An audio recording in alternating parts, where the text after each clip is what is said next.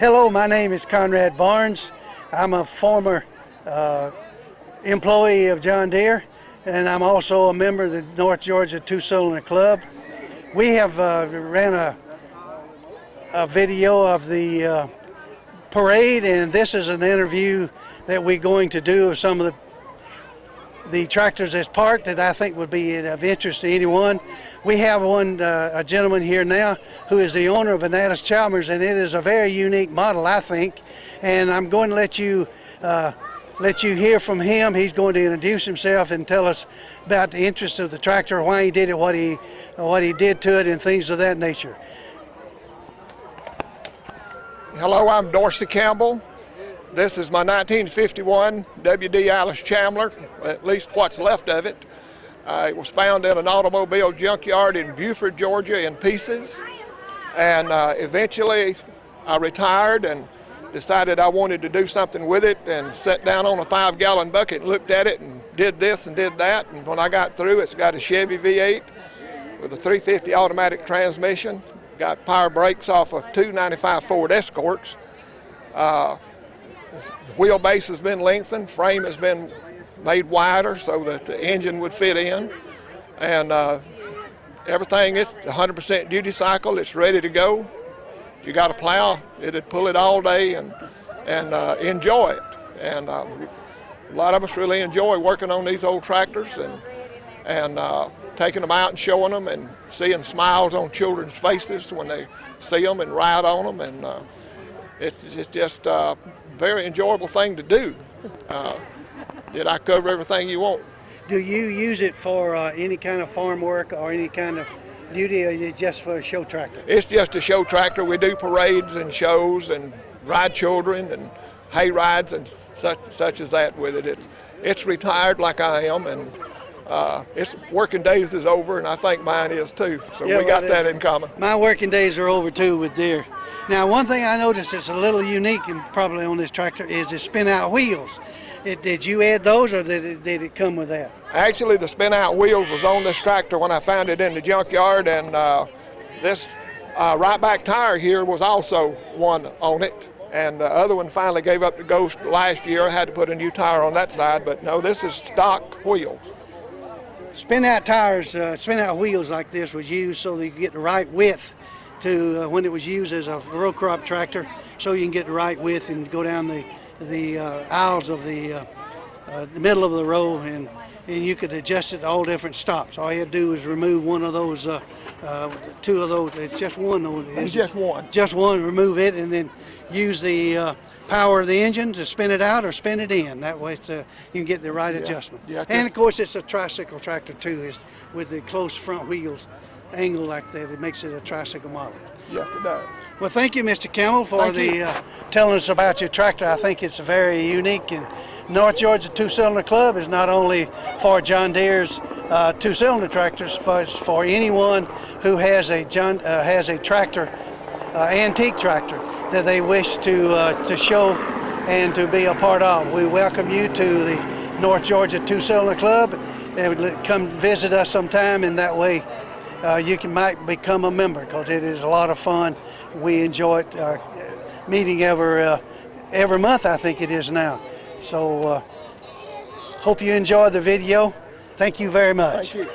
Hi, my name is Conrad Barnes, member of the North Georgia Two-Cylinder Club, and previously I worked for John Deere. I'm now making a video of many of the tractors and things that are parked after the parade, and I think I've lined up an interesting one here. Mr. Bryn Bridges is the owner of this John Deere 50 two-cylinder model, and I'm going to let him introduce himself and tell you about it, where he got it, what his interest, and what he's done to improve it. Ben? Well, thank you very much. Again, I'm Ben Bridges of Watkinsville, Georgia, and this particular John Deere Model 50, as you see here, it's the 1956 model. It replaced the Model B. It had a lot of neat attachments that you could put on it, from the cultivators, the planters, and it even had a cotton picker that would go on. The basket would be over here. But the tractor is very sentimental to myself and my cousin Steve, and my late brother Andy. My grandfather A.L. Williams bought this tractor and sharecropped with it for years, and he passed away in 1999. I was able to get it in 2004 and completely redone it from back to front, top to bottom. Runs great, and it is the original motor, but we did rebuild the transmission and put new tires on it. It is a gas burner, and again, what made these tractors famous for John Deere was there was no limit to the implements that you could put on the tractor, from the cultivators, the planters, and again, the cotton pickers. And it was just good for general plowing the garden and all that. But it's very sentimental to me. A lot of owners have their grandparents' tractors or their daddy's tractors, and this is very sentimental to me, in fact, that it was my granddaddy's tractor. And unless somebody offers me $1 million, I don't think I'm going to let it go. But it's great to be John Deere green and keeping my granddaddy's heritage alive. So I'm glad that the North Georgia Two-Cylinder Club are down here today in Bostwick, and I'm honored to be interviewed from you guys today. Thank you very much, Ben. I'm just noticing that it is slick. You've got it polished up and making it look real good. Another thing you said that interests me was that you had a John Deere cotton picker on it.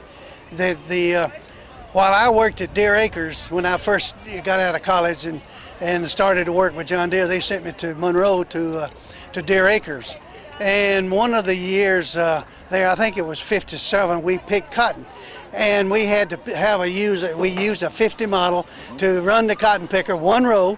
And the unique thing about it was that it was 125 miles south of Monroe, and we drove it all the way back at 12 miles an hour. So that is a very unique experience. But this tractor was used for the one row John Deere cotton pickers. And it would pick a lot of cotton compared to what they used to do it. Now, one time I asked my granddad, I said, "Why is it taking so long to cultivate this field with just 2 rows?" And he looked at me and said, "Benny boy, you don't know what it's like to plow behind a mule." And it took me a long time to figure out exactly what he was talking about. It was like going from a bicycle to a Ferrari. That's right. And these things made America. And it's, they did that. The engineers at John Deere were some of the brightest, creative people you'll ever know. It's really reliable tractors. It sure is. Nothing runs like a Deere. Nothing runs like a Deere. And thank you very much, Ben. It's been a pleasure interviewing. Thank you, sir. Enjoyed that. Conrad Barnes, we're doing an interview with different tractor owners here after the parade in Bostwick, Georgia. And I have lined up one here that can tell us about his experience with John Deere, Mr. Ronnie Maxwell. Ronnie, will you introduce yourself and tell us about your interest in this tractor? Yes, my name is Ronnie Maxwell. I married into the Malcolm clan here in Bostwick, and I guess that's how I got interested and attached to fooling with tractors, just hanging around my wife's family and all. And this particular tractor right here is a 1941 John Deere H. I bought it up in Portland, Indiana about 10 or 12 years ago, and been a great little tractor. Bought it for my daughter to drive in the parade. Was always scared for her to drive a B or an A because of their size, and I thought this was an ideal little tractor. And messed the paint up one time a little bit, so had a young man down here in Fairplay, Rusty Wade. He helped me repaint it. He does a great paint job, but it's been a sweet little old tractor. Yeah, I tell you what, that paint really shines. Yeah, it's a hand crank, and I had to fool with the carburetor a good bit when I first got it, but it runs and cranks real easily now, and it's a joy to. I noticed that it's a fuel burner because you have 2 different fuel tanks. Well, it was set up that way, but it just burns gasoline now. you converted the carburetor to gasoline? No, it was already converted that way. Already converted. It didn't have to do anything to it. Yeah, it's very unique, and a lot of the interviews we've done have been a later model tractors, but this one is, as you said, a hand crank, and it has the sneezers on them. No, it doesn't have the pitcocks like my other tractors. But like I say, usually if I do it just right, it'll fire off the first or second pull. Now tell us about your GP over here. Okay, this is a 1930 GP.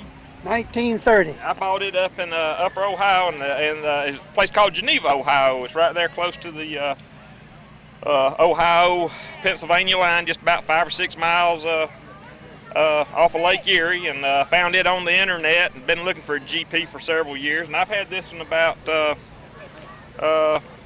10 or 11 years now, and it's been a great tractor too. But like I say, 1930 GP, it's a hand crank, and original hood and fenders, and I've got some decals. I actually wanted to get it repainted, but if you look over here on this side, the people did such a good job hand lettering it. I always hated covering it up. Oh yeah, but they hand painted it with a brush, and this has been a pleasure too. When I bought it, the air breather was damaged, so I had to get it replaced, and had the exhaust rebuilt and the muffler rebuilt. Other than that, I put the original wheels, or bean wheels, back on it because it had cutoffs. Is this one that's called a spoker? No, the D's were the one that had the spoke fly wheels. Okay. It and the D were about the first, I guess,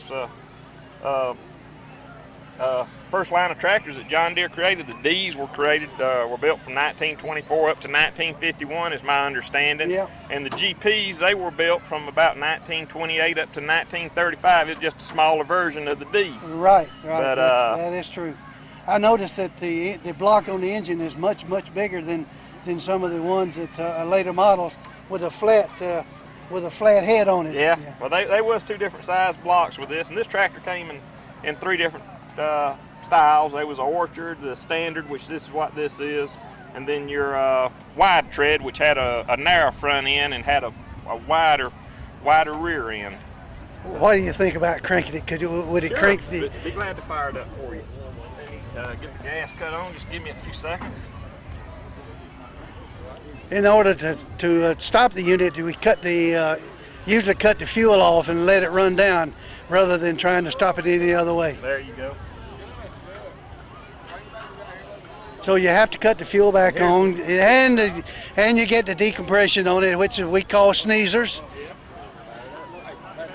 You make sure it's out of gear. Clutch back. And it's a flywheel crank. He will come around in a few minutes and we'll rotate the flywheel. Yep. And it'll fire off. It's the best sound in the world. Fired the first time.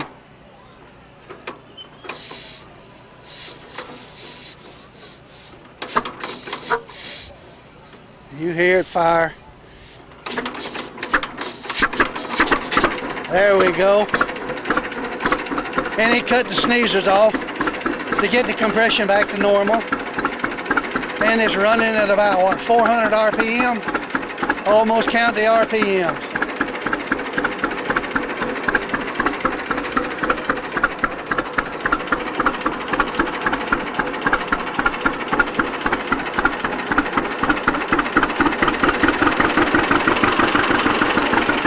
Increase the RPM, you notice how much smoother it goes.